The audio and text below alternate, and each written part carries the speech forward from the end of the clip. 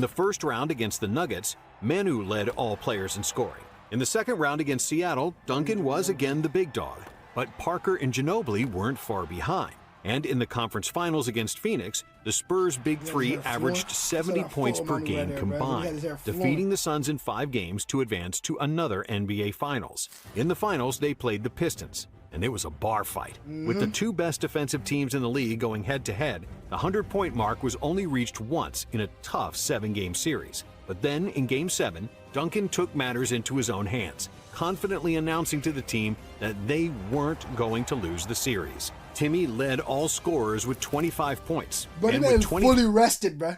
Like, come on. 3 points from Ginobili and big 3-pointers from Robert Horry, the Spurs prevailed, winning Game 7 81-74, with Duncan winning his 3rd Finals MVP. In 2006, the Spurs won 63 games, the best result in franchise history. And in the playoffs, after they defeated the Kings in 6 games, San Antonio played the Mavs, who had assembled a phenomenal roster around Dirk Nowitzki. And even though their Big Three averaged 73 points per game, the Spurs bench wasn't up to par, and the Mavs advanced after 7 games, despite a monster 41 points, 15 rebounds, and 6 assists from Duncan in Game 7.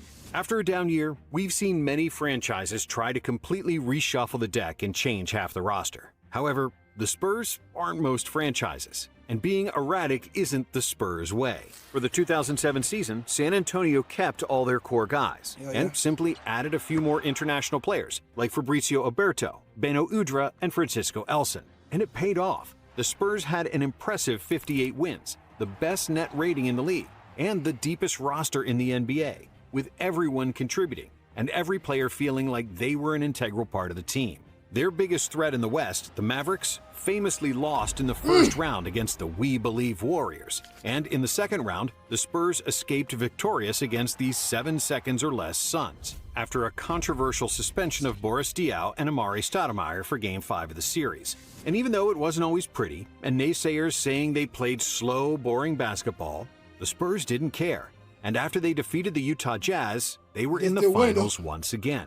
This time they played the Cavaliers and the 22-year-old LeBron James, who miraculously dragged a group of innocent bystanders to the finals.